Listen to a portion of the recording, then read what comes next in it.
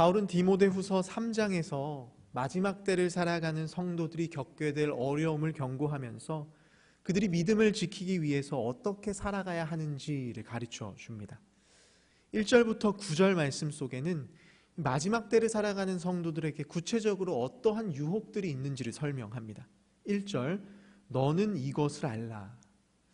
마지막 때에 무슨 일이 일어나는지를 분명하게 알아야 한다라는 겁니다. 왜 알아야 할까요? 무슨 일이 일어나는지를 알아야지만 말세에 다가올 위험을 대비할 수 있기 때문입니다. 그렇다면 성도들은 왜 마지막 때 이 말세를 대비해야 할까요? 바울은 말세에 고통하는 때가 이르기 때문이다라고 말합니다. 이 고통하다라는 말은 위험한 야수를 만나거나 바다에서 폭풍을 만날 때를 묘사하는 단어입니다. 극도로 위험하고 힘들다, 잔혹하다라는 뜻입니다. 이렇게 말세는 단순히 힘든 정도가 아니라 우리의 믿음을 위협할 정도의 끔찍하고 고통스러운 위험이 찾아온다라고 말합니다. 따라서 성도들은 이 말세에 무슨 일이 일어나는지를 분명하게 알고 대비해야 한다라고 이야기합니다. 그럼 구체적으로 어떤 위험이 찾아올까요? 2절, 사람들이 자기를 사랑하며 돈을 사랑하며.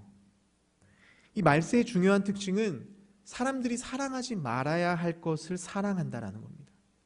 하나님을 가장 사랑해야 하는 성도들이 하나님을 그들의 인생의 우선순위로 두지 않고 자신이 인생의 주인인 양 살아간다라는 겁니다. 그래서 2절, 교만하고.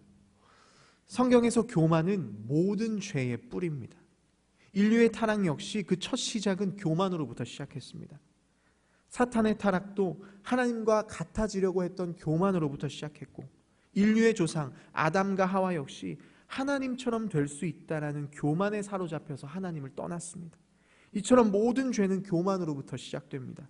교만해지면 하나님과의 관계가 무너지고 이웃과의 관계에도 문제가 생깁니다.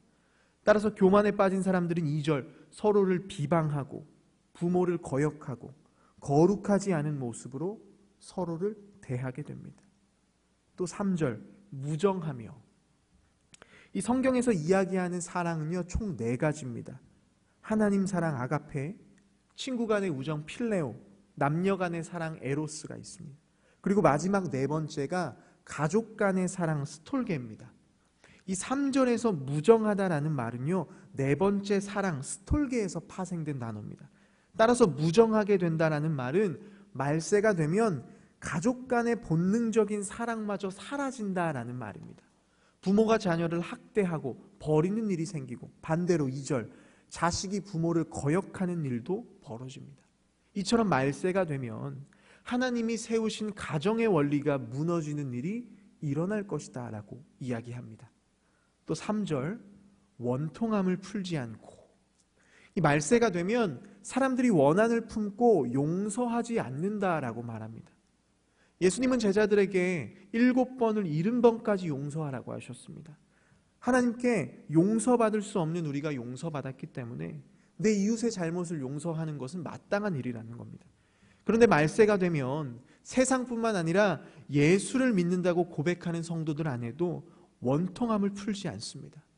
서로를 용서하고 화해하기보다는 어떻게든 기회가 되면 공격하고 고발하고 세상 사람들과 똑같은 모습으로 살아간다라고 이야기합니다. 3절, 모함하다. 이 모함하다는요, 헬라어 디아볼로이, 남을 헐뜯다, 거짓말하다, 중상하다라는 뜻입니다. 이 단어는요, 성경에서 마귀, 디아볼로스를 묘사하는 단어로 사용됩니다.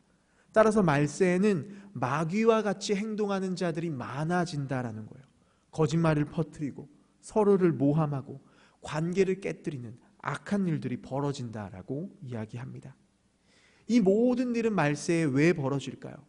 앞서 설명했듯이 사랑의 대상이 뒤바뀌었기 때문이에요. 하나님을 사랑해야 할 사람들이 자기를 사랑하고 돈을 사랑하고, 또 4절, 하나님보다 쾌락을 더 사랑하기 때문에 이런 끔찍한 일들이 말세에 벌어진다라고 이야기합니다. 이렇게 바울은 말세에 일어날 특징들을 경고하면서 성도들은 이러한 시대 속에서도 흔들리지 않고 끝까지 믿음을 지켜내야 한다라고 권면합니다. 5절부터 9절까지의 말씀 속에는 말세에 나타날 거짓 교사들의 모습에 대해 이야기합니다. 바울은 거짓 교사들의 특징을 5절, 경건의 모양은 있으나 경건의 능력을 부인한다라고 말합니다. 이들은 겉으로는 자신이 믿음이 있는 것처럼 그럴듯하게 포장하지만 실제로는 하나님을 경외하지도 않고 또 어떠한 삶의 변화도 없는 거짓된 삶을 살아간다라고 말합니다. 따라서 5절, 성도들은 그들에게서 돌아서야 한다. 거짓 교사들과 접촉하지도 말고 그들과의 관계를 끊어야 한다라고 이야기합니다. 또 거짓 교사들은 6절, 남의 집에 가만히 들어가서 어리석은 여자들을 유인했습니다. 이 유인했다라는 말은 군사 용어입니다. 전쟁에서 적을 노예로 만든다라는 뜻입니다. 거짓 교사들은 신앙적으로 미숙하고 분별력 없는 여자들에게 잘못된 가르침을 전해서 그들을 미혹하고 자유를 빼앗았습니다. 그러면 어떻게 거짓 교사들은 여성들의 집에 들어갈 수 있었을까요? 당시 헬라 사회에서 여성들은 남성과 달리 교육을 받을 수 있는 기회가 없었습니다. 그래서 부유한 가정에서는 여성의 학문을 배우기 위해서 철학자나 예술가를 개인 교사로 집으로 초청해서 강의를 듣는 경우가 있었습니다. 거짓 교사들은 이러한 환경을 이용해서 신앙적으로 미숙한 여성들에게 잘못된 가르침을 전했던 겁니다. 특히 당시 여성들은 사회적으로 억눌려 있었기 때문에 교육에 대한 열성이 컸습니다. 문제는 이 여성들이 순수하게 하나님을 알고자 배움의 열성을 다한 게 아니라 그들의 지적 호기심을 충족하기 위해서 거짓 교사들의 가르침에 관심을 가졌습니다. 바울은 이러한 여성들은 7절, 항상 배우나 끝내 진리의 지식에 이를 수 없다라고 말합니다. 배움의 목적이 하나님을 향한 갈망이 아니라 새로운 지식을 얻는 데 있기 때문에 결국 그들은 구원을 주는 복음의 지식을 얻을 수 없다라고 말합니다. 그러면서 바울은 8절에서 진리를 흉내내는 거짓 교사들의 모습을 구약에 나오는 얀네와 얀브레의 모습과 비교합니다. 이 얀네와 얀브레는 출애굽기 7장에 등장합니다. 이들은 모세와 아론이 바로왕 앞에서 여러 가지 이적을 행할 때 그들을 흉내내면서 하나님을 대적했던 애굽의 마술사들입니다. 성경에는 이 마술사들의 이름이 나오진 않지만 유대 전승과 탈무드에서는 이들의 이름을 얀네와 얀브레라고 언급합니다. 바울은 거짓 교사들이 이 애굽의 마술사들처럼 겉으로는 진리를 비슷하게 흉내내면서 하나님을 대적하고 있다라고 말합니다. 그러나 거짓 교사들은 9절, 더 나아가지 못할 것이다. 그들의 계획은 결국 실패하게 된다라는 말입니다. 왜 실패하게 될까요? 9절, 모세가 나타나서 애굽 왕과 백성들을 속였던 그 얀네와 얀브레의 어리석음을 드러냈던 것처럼 거짓 교사들의 어리석음도 언젠가 사람들에게 드러나게 될 것이기 때문이다 라고 말합니다. 10절부터 13절까지의 말씀 속에는 거짓 교사들과 비교되는 참된 신앙인의 모습이 무엇인지를 이야기합니다. 10절에서 바울은 자신이 먼저 올바른 신앙의 본을 보여주었다라고 말합니다. 10절에 있는 의향이라는 단어는요, 삶의 목적과 방향을 말합니다. 바울은 자신이 디모데에게 가르친 대로 순종하면서 살았고 그의 인생의 중심에는 언제나 하나님이라는 분명한 목적이 있었다라고 이야기합니다. 이렇게 바울은 거짓 교사들과 달리 단순히 말로만 가르친 것이 아니라 자신의 삶을 통해서 하나님의 말씀을 실천하며 본이 되는 삶을 살았습니다. 뿐만 아니라 바울은 11절 박해 속에서도 하나님의 보호하심을 경험한 증인이었습니다. 바울은 1차 전도 여행 중에 갈라디아 지방에 있는 비시디아 안디옥과 이고니온에서 복음을 전하다가 유대인들의 박해를 받고 루스드라까지 도망치게 됩니다. 거기서 바울은 안디옥과 이고니온에서 쫓아온 유대인들에게 돌을 맞고 성 밖에 버려져서 죽을 뻔했지만 기적적으로 살아났습니다. 디모데는 이 루스드라 출신이었기 때문에 바울이 루스드라에서 당했던 일을 알고 있었습니다. 바울은 디모데에게 이 기억을 떠올려 보라는 겁니다. 하나님께서 루스드라에서 죽을 뻔했던 바울을 살리시고 그의 생명을 지키셨던 것처럼 박해 속에 있는 디모데 역시 지키실 것이다 라고 말합니다. 이렇게 마지막 때를 살아가는 성도들은 바울과 디모데가 겪었던 것처럼 12절 박해를 피할 수 없다라고 이야기합니다. 그러나 11절 바울이 증언했던 것처럼 하나님께서는 그의 백성을 끝까지 지키고 보호하시기 때문에 박해 중에도 두려워하지 말고 바울이 끝까지 믿음을 지켰던 것처럼 성도들 역시 믿음을 잃지 말아야 한다라고 이야기합니다. 바울은 13절에서 마지막 때에 더욱 악해지는 거짓 교사들에 대해서 경고합니다. 이들은 처음에는 의도적으로 거짓된 가르침을 전하면서 성도들을 미혹하지만 시간이 지날수록 스스로도 그 거짓에 사로잡혀 진리와 속임수를 분별하지 못하는 상태에 빠지게 됩니다. 결국 남을 속이다가 자신도 속아서 멸망에 이르게 된다라는 겁니다.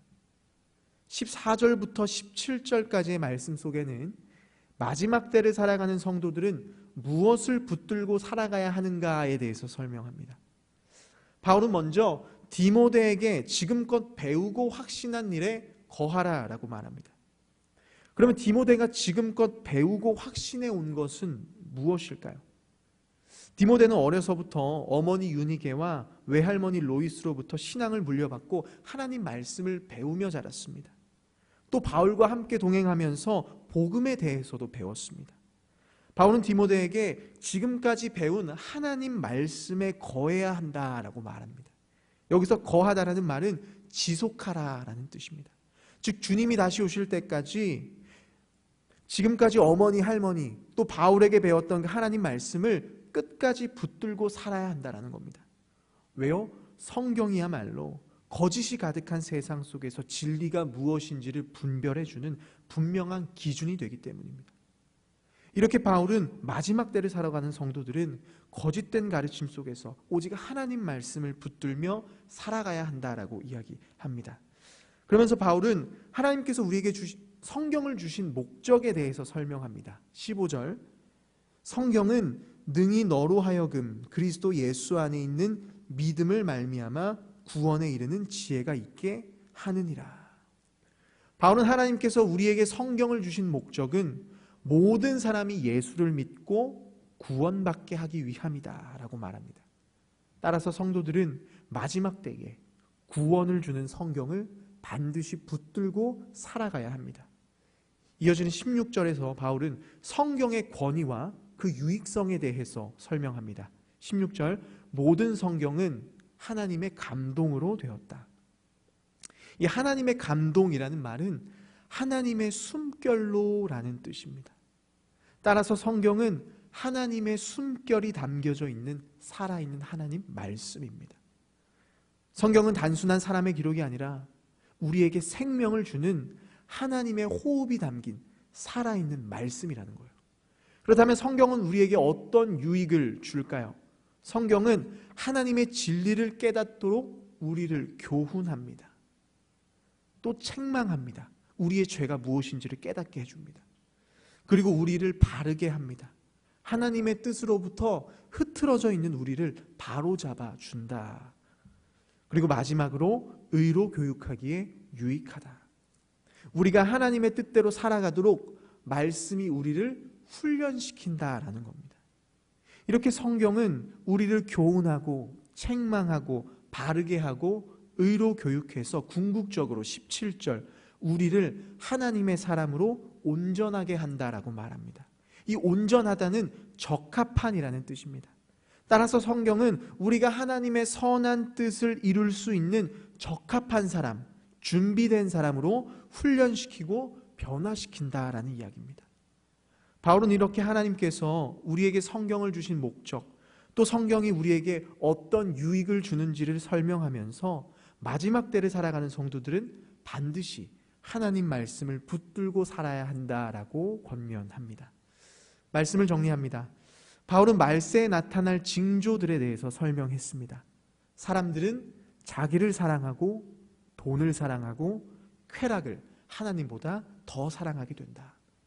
이 말세에 나타나는 중요한 특징은 사람들이 사랑하지 말아야 할 것을 사랑하게 된다는 사실입니다. 즉 사랑의 방향이 잘못되었다는 겁니다. 바울은 이로 인해서 말세에는 고통이 찾아온다. 사랑하지 말아야 할 것을 사랑하기 때문에 세상에는 혼란과 두려움이 찾아온다라고 말합니다. 여러분, 하나님께서는 고통 중에 신음하는 그 세상 속으로 우리를 부르십니다. 사랑의 대상이 뒤바뀌고 참된 사랑의 가치가 땅바닥에 떨어진 그 세상 속에서 진정한 사랑이 어디에 있는지, 참된 사랑이 무엇인지 몸소 보여주라고 우리를 부르셨습니다. 그런데 이 귀한 사명을 감당해야 할 우리가 하나님을 사랑하지 않습니다. 세상과 똑같은 모습으로 자기를 사랑하고 재물을 사랑하고 쾌락을 사랑하면서 오히려 세상을 더 혼란에 빠뜨리고 있습니다. 여러분, 오늘 우리는 하나님을 사랑한다고 고백하면서 이 자리에 앉아 예배하고 있습니다. 그런데 우리의 몸은 이 자리에 있지만 우리의 마음은 다른 곳을 향하고 있을 수 있어요. 여러분, 하나님보다 사랑하는 것이 있다면 그것은 우상입니다. 자녀와 배우자를 하나님보다 사랑하고 있습니까? 관계가 우상이 되면 그 관계는 반드시 깨지게 되어 있습니다. 부모에게도 불행이고 자녀에게도 불행입니다. 돈을 하나님보다 사랑하십니까? 돈이 여러분의 인생을 지배하게 될 겁니다. 평생을 돈에 끌려다니는 인생을 살 수밖에 없습니다. 하나님을 벗어난 사랑은 결국 우리에게 고통만 안겨줄 뿐입니다. 그래서 하나님께서는 우리에게 자신만을 사랑하라고 말씀하신 겁니다. 하나님을 위해서가 아니라 우리를 위해서입니다. 하나님을 사랑해야 내 배우자와 자녀를 온전히 사랑할 수 있고 또 우리에게 주신 축복들을 복되게 사용할 수 있기 때문입니다. 여러분, 하나님께서는 우리 인생의 1순위가 아니라 우리 인생의 전부가 되기 원하십니다. 그것이 우리에게 가장 좋은 길이기 때문입니다. 오늘 이 아침 하나님보다 사랑했던 것이 무엇인지를 돌아보기 원합니다.